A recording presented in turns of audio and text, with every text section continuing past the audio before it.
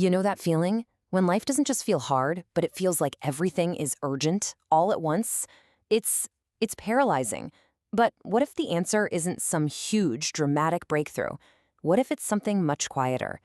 Today, let's talk about how to slow it all down, take one small step at a time, and gently rebuild your world from the ground up.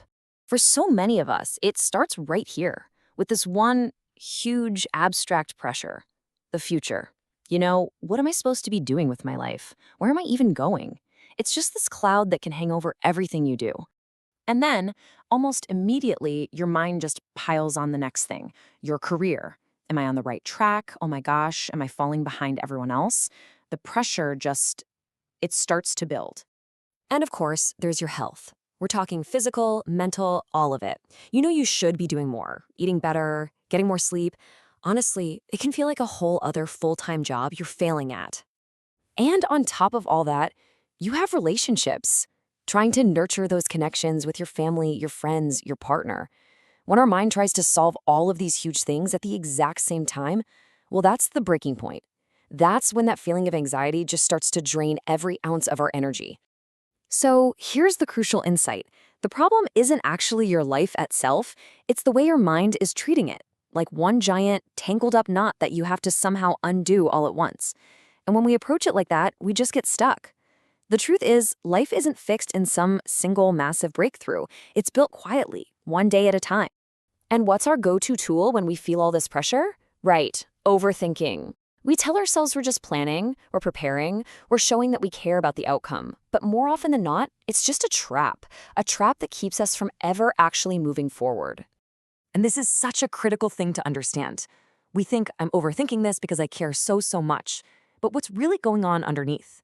Deep down, it's often a sign of fear. It's our brain trying desperately to control a future that is, by its very nature, completely uncontrollable. And the cost of this is just immense, because overthinking doesn't actually solve a single thing. It just absolutely drains our energy, creates fear out of thin air, and paralyzes us.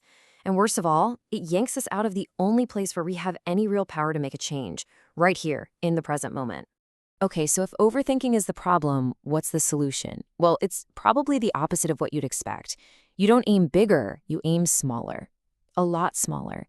When your life feels like a total mess, you stop trying to fix your entire future. You shrink your world.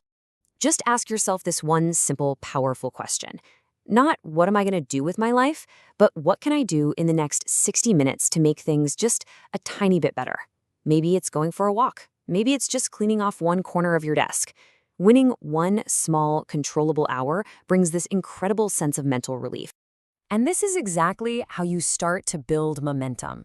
You don't leap from chaos to fixing your whole life. You just start by fixing 1 hour.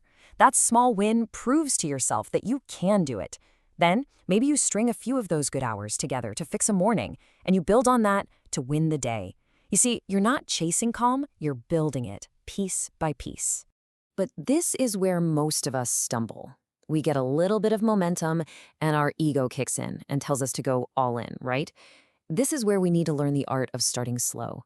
Because true, lasting change, it's not about intensity. It's about quiet, steady consistency. I mean, we've all tried the intensity approach, haven't we? We get super motivated, try to start 5 new habits and do 2-hour workouts, and then we burn out in a week. The real power is in being consistent. Starting with something smaller than your ego wants. That 20-minute walk you do every day builds way more self-trust than the huge workout you only do once. Slow progress is stable progress. And this concept is a total game changer. When you aim for 100% perfection, you create this crippling pressure. The second you miss one day, you feel like a total failure. But what if the goal was just 90%? That little 10% margin for error, that's room for being human. It gives you permission to have an off day without completely derailing your entire journey. And this is the mindset that makes everything else work. Look, you are going to miss days. You are going to feel unmotivated sometimes. That's not failure. That's just reality. Real strength isn't about never falling down. It's about how quickly and how kindly you get yourself back up without all the guilt and self-criticism. So what's the ultimate result of all of this? I mean, what's the real payoff? It's not just about getting more stuff done. It's about building a deeper, more resilient kind of confidence that doesn't need big, flashy wins to survive. This is it. This is the quiet outcome. See, real confidence isn't loud or arrogant. It's the internal knowledge that you can rely on yourself. It's the trust you build, one small promise at a time, knowing that even when you mess up, you'll be there to handle it and get back on track. You stop fearing the future because you finally learned to trust your process. So, let's just bring this all home. I want you to really let this sink in. Give yourself permission to let go of that enormous pressure you've been carrying around. You don't need to fix your entire life. Just bring your focus way back from that distant horizon to the ground right underneath your feet. Make your world small again. All you have to do is focus on winning this one day. That is all it takes. One small, deliberate, and kind step. And then another, and another. Ultimately, this whole thing is about changing your relationship with your own life. It's not some big battle to be won or a puzzle to be solved. It's just a path to be walked. And when you finally stop fighting it and you simply start walking with it, one steady step at a time, everything begins to change. So my only question for you is, what's your first step?